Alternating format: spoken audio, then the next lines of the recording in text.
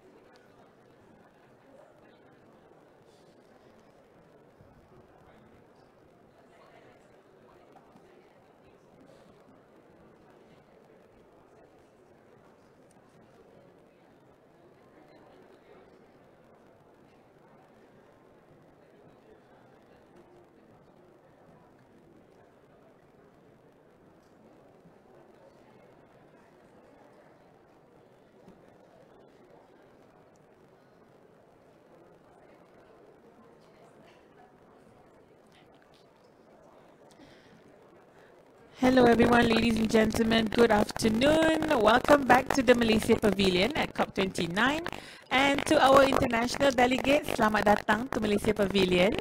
So I hope everyone has had a good lunch and is feeling energetic as I am, because we are about to dive into our next sessions. So to start our afternoon, we would like to welcome Mr. Hasmarizal bin Hassan, the Chief Grid Officer from Tenaga Nasional Berhad, for a power talk on Malaysia's energy transition. These sessions will provide insight into TNB's role as a key sustainable solution provider and its pioneering efforts to drive renewable energy adoption, including progress on the National Energy Transition Map and the ASEAN Power Grid. So this session is also valuable opportunity for networking with Malaysia's leading power provider. I am now handing over the floor to you, Mr. Hasman Rizal.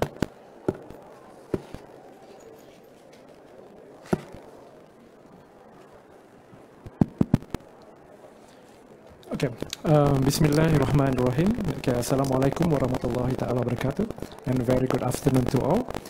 The topic of today's power talk is, it's a powering the nation topic.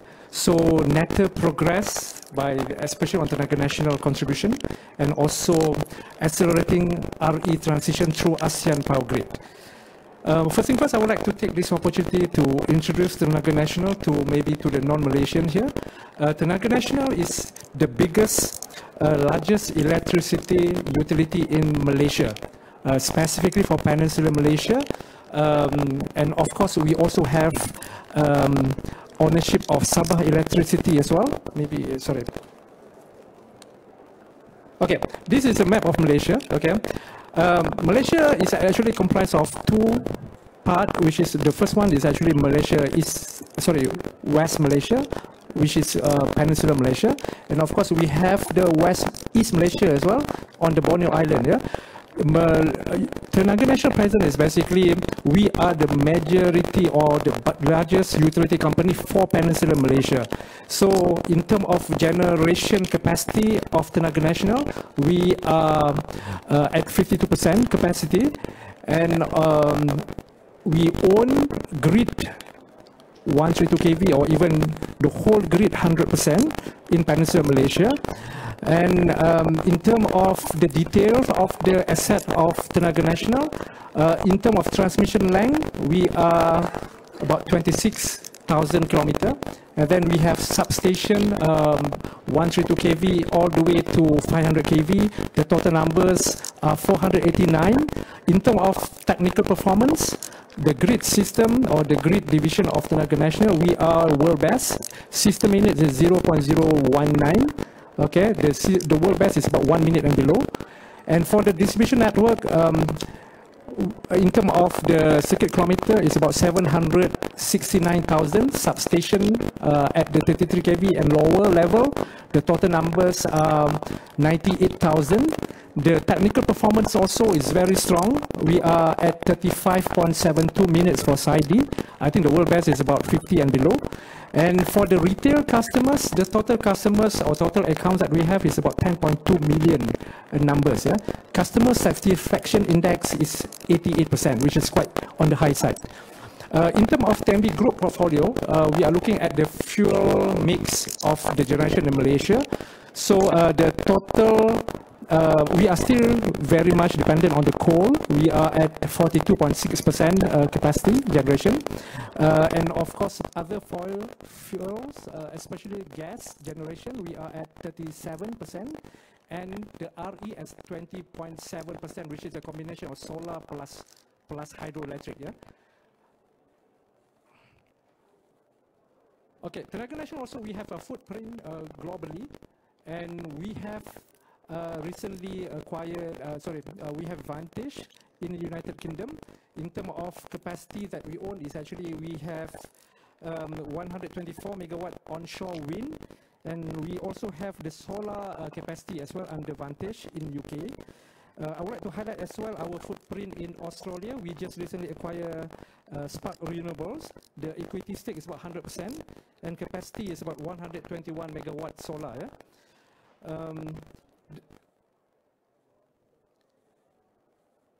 Okay, the topic for today is actually I'm trying to report or try to explain the contribution of Tenaga Nasional in terms of achieving or aligning with the national aspiration to deliver 40% solar capacity or RE capacity penetration by 2035 and 70% by 2050. Yeah? The National Energy Transition Roadmap, NETR, have been introduced and launched by our government in August 2023. Major aim is to shift Malaysia from a traditional fossil fuel-based economy to a high-value green economy. Actually, the NETR project is actually a combination of two segments. The first segment is strategically divided into two parts. The part one, which is released in July 2023, sets the stage by outlining the vision, strategic direction, and immediate action to kickstart the transition. These include crucial initiatives like incentivizing renewable energy investment and also launching of pilot projects. The part two of NETR, launched in August 2023, explain deeper into the how part. It defines the low carbon pathway, targets for renewable energy adoption, and the necessary enablers. This includes a critical aspect like legislative reforms, funding mechanism, and support measures to accelerate the transition. So under the NETR project, there are about 10 flagship projects under 6 levers. Yeah? So the first lever is actually energy efficiency. The second is RE energy. The third is hydrogen. The fourth is actually bioenergy. The fifth one is green mobility, and the sixth one is carbon capture, utilization, and storage. Under specific Tenaga Nasional tasks, or direct under Tenaga Nasional, there are 3 major flagships that we are really involved in.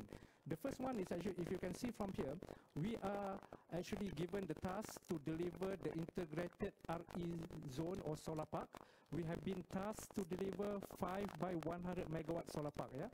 At the same time, we have been tasked as well to deliver the hybrid hydro floating solar.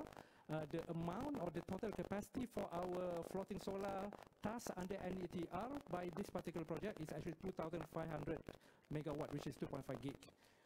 And the third one, we also in charge of number 3, energy storage. I think we have been given the pilot project by our government to deliver 4 by 100 megawatt BESS the biggest BESS in Malaysia. It's going to be connected to grid, and the main purpose of the BESS under this assignment or under this NETR program is actually to be something like grid forming concept, which is more on the voltage security and also on the intermittency issue as well. So this particular BESS will be basically the highest level BESS that we have to invest. It covers the intermittency issue solution and also on the initial requirement for the system to actually strengthen the grid in terms of the voltage security and voltage stability as well. Yeah. So at the same time, number 6, we are also working closely on hydrogen power, co-firing hydrogen and ammonia. We also have some project collaboration with Petronas as well. So this is also one of our major focus in delivering item number 6. So in terms of emission reduction potential, we are advancing green growth and enhancing sustainability to become a low carbon nation. This is very much trying to meet the national aspiration, because of the 40% by 2035 is quite tall order, but we have to accelerate the RE penetration, building up of the asset of RE urgently through this NETR project. At the same time, when we talk about grid, all this number 1 to number 10, especially related to connection to the grid, we have to ensure that grid is always ready and also flexible. Yeah? So when we are talking about the solar farm connection to our grid, we are looking at the right nodal point. So nodal point under grid, we have identified 20 numbers of nodal point, and these 20 numbers of nodal point ranges from connection to 275 kV all the way to 132 and even 3311 kV. Yeah? So when we talk about the penetration, grid, we are ready, but our main focus for the energy transition is to focus on the capacity requirement, which is building out the RE power plant or RE capacity, and potentially in order to further accelerate the target, we are also implementing or championing the ASEAN power grid. Okay, in order for Tenaga Nasional to position ourselves to deliver NETR, we have established our own TNB energy transition plan, which anchor on 3 main pillars. The first pillar is actually to accelerate generation decarbonization. The second pillar is actually to develop flexible, the one that I stated just now, develop flexible and cross-border grid. And the third one is actually to empower cross-sector electrification and prosumers. So in terms of alignment to NETR, there are 3 items here which are very much direct relation to the NETR.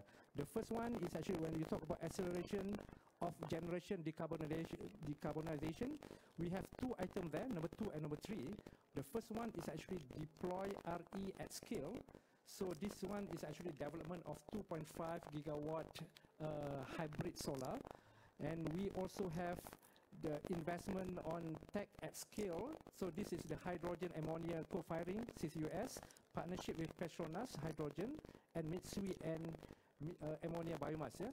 And of course, these 2 are in a very advanced stage now. We are trying to deliver this target as soon as possible. For example, number 2, I will explain later. So we are having hydroelectric at Kenyai. We are implementing a 500 megawatt capacity floating solar, part of the 2,500 megawatt capacity. And we also have Hulu Terengganu as well, another 500 megawatt at the eastern side of Malaysia. So these 2 sites are basically, we already have, I think we are finalizing the off-taker arrangement with the ammonia plant to be established to or developed by Petronas in Parker. Yeah? That one still in the negotiation process. So we are trying to align the project timeline to be as close as possible with the implementation of the ammonia plant in Parker. I think we are targeting maybe by 2028, 2029. So the connection from grid, hydro, solar, floating solar to ammonia plant, and also a potential off-taker from data centers as well to be delivered by 2028 or 29. And then I will touch also on the item number 3 from the developed flexible cross-border grid. We're supposed to deliver 5 by 100 megawatt. And on top of that, we are, of course, as I explained just now, we have been tasked to deliver the battery storage system pilot project, the first in Malaysia or even in the ASEAN. Okay, these are the projects that in our pipeline now. Okay, especially first thing first, I explained just now, hybrid hydro floating solar PV, HSFS. This project will be developed in 3 phases over the next 10 years with potential capacity of 2,500 megawatt at TNB Hydro and Reservoir. TNB is currently, this is the one that I mentioned just now, developing 2 blocks of 500 megawatt and 640 megawatt HHFS, each at Kenyir, which will be ready by 2026. Co-firing of hydrogen and ammonia, I also explained just now. So TNB and Petronas is undertaking pre-front-end engineering design for an integrated end-to-end value chain towards establishing green hydrogen hub in Peninsular Malaysia. And of course, we have a small-scale ammonia biomass coal, ABC co-firing for TNB coal-fired power plant beginning 2030.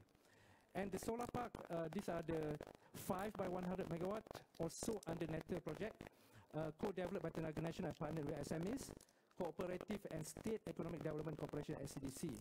This consists of 5 sites of 100 megawatt each per site across 5 sites in several states across Malaysia.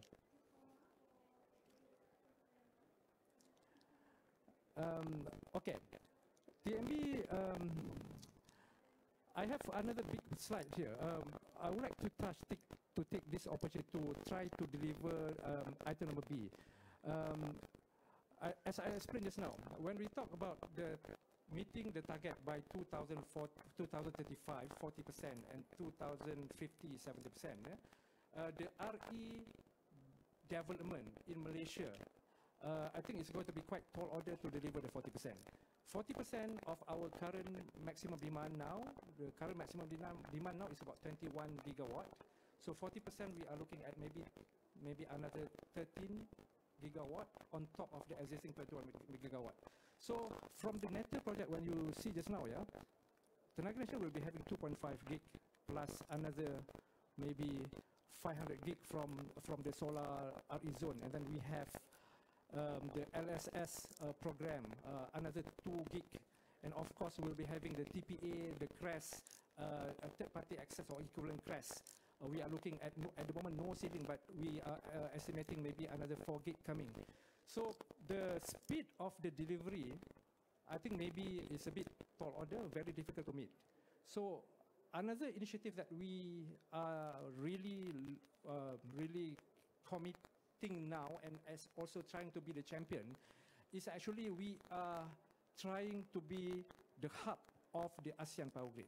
Because the only way to deliver the target 40%, 70% net zero by 2050 is actually to have, to tap on the capability of our neighboring countries, ASEAN, on their access of RE to be evacuated through APG to Malaysia. This is the only way to accelerate the 70% timeline achievement, yeah, by Tenaga Nasional or also by Malaysia. Without APG, we cannot do this. So the APG commitment by Malaysia and also the rest of the neighboring countries, very crucial and very critical. We need to champion this together. It can be Tenaga Nasional or even Malaysia to be the nodal point or even the hub for the ASEAN power grid. But at least all the neighboring countries in ASEAN understand the critical part of implementing APG.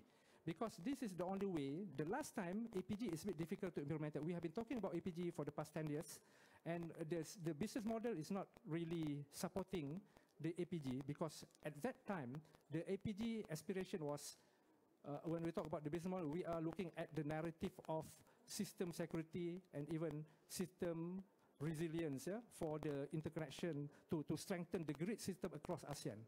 But when we try to narrate based on the system security, it's a bit difficult. And it's a bit difficult to get the buy-in from the financial institution or even the government themselves. So when the RE come into the picture, we are into the energy trading.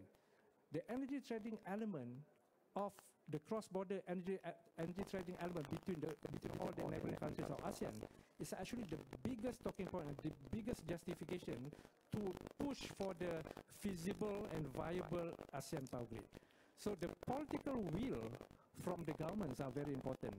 The trust issue between the government, between the countries, also something that we have to tackle to make sure that this idea will be one voice idea by all the government of ASEAN countries.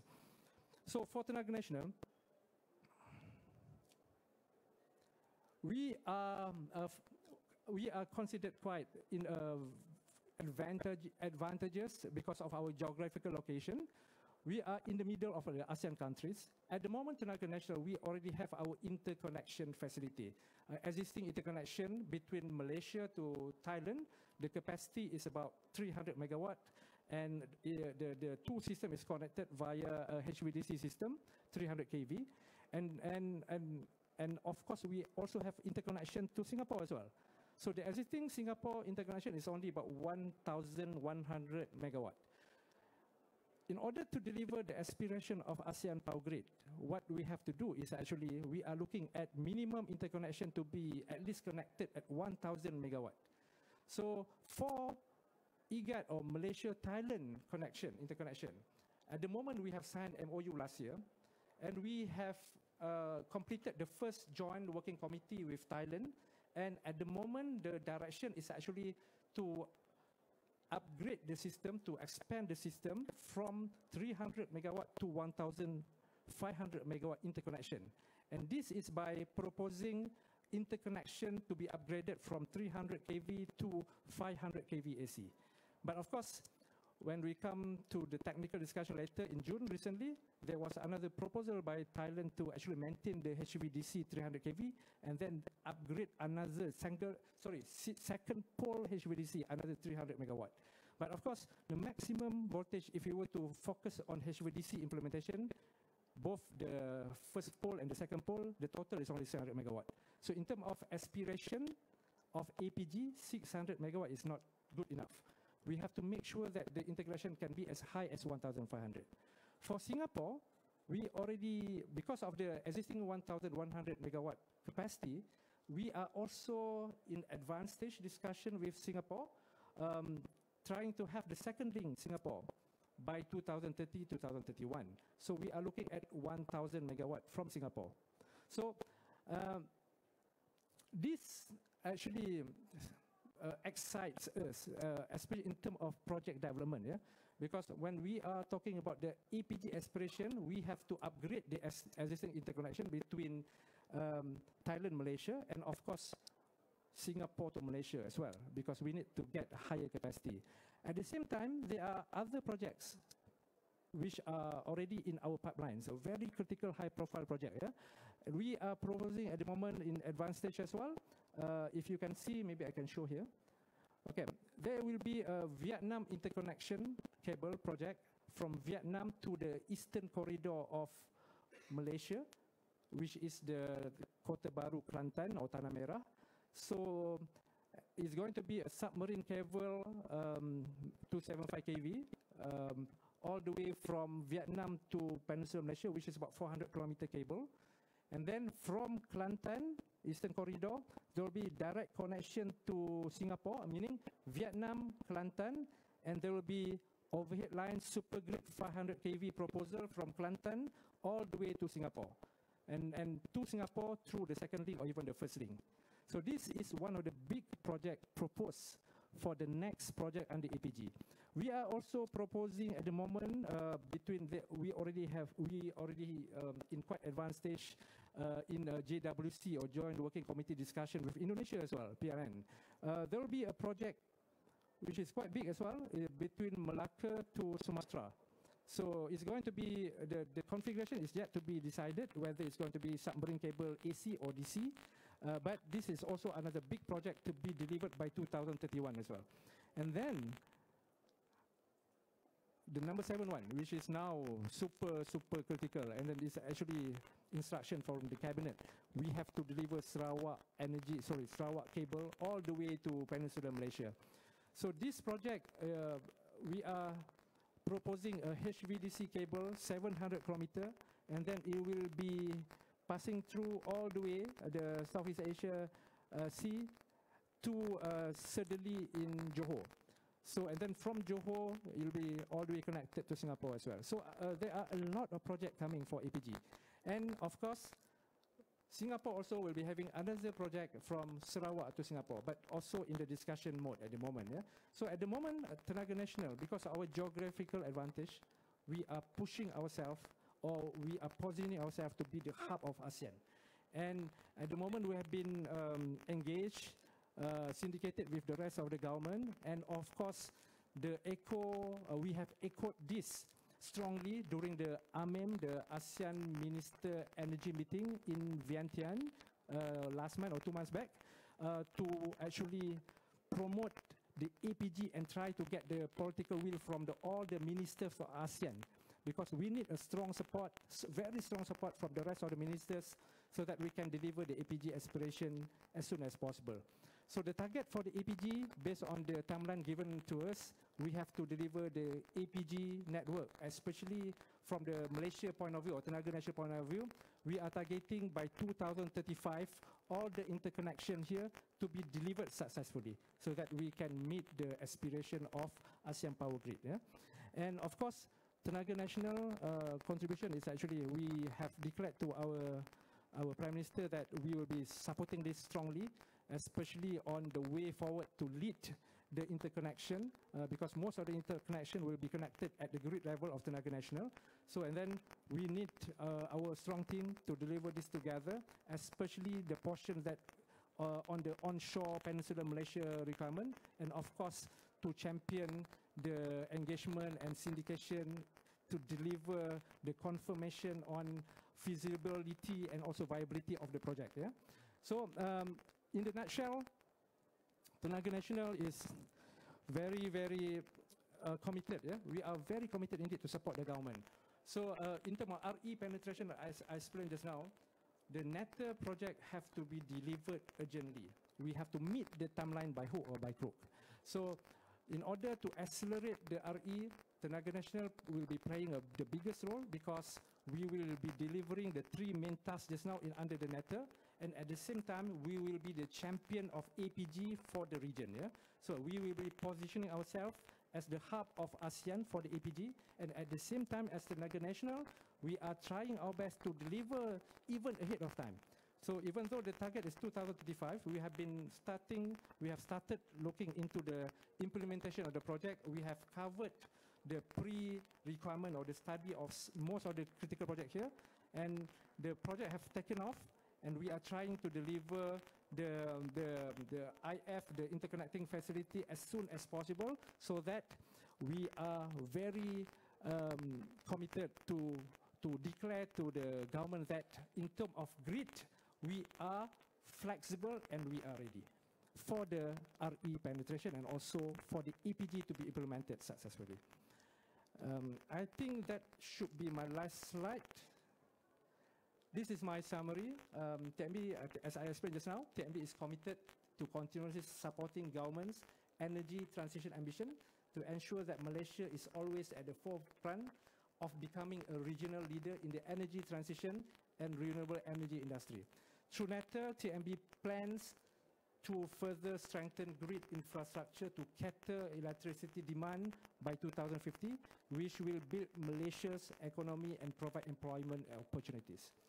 Malaysia aspires to become the RE hub for ASEAN via competitive tariff, reliable and sustainable power supply enabled by green investment. And of course, last but not least, TNB look forward to future opportunities to collaborate with investors, suppliers, industry players, SMEs, and key stakeholders in providing our expertise and sharing our experience towards accelerating responsible energy transition journey. With that, thank you very much, and Assalamualaikum warahmatullahi wabarakatuh. Thank you, Mr. Hasmariza, for an inspiring talk. So let's give a round of applause again to TNB and Mr. Hasmariza. So now, can we have a group photo session with the audience? Maybe every one of you can stand up, and then we squeeze in.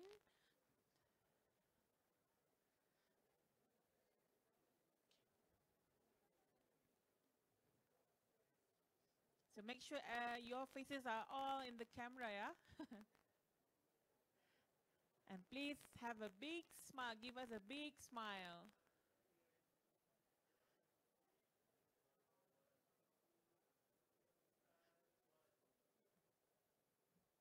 All right. Okay.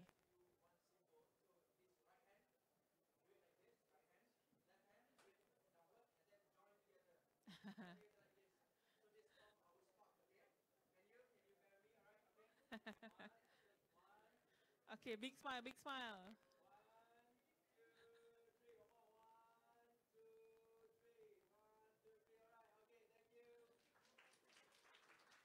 Thank you so much for joining us for this session.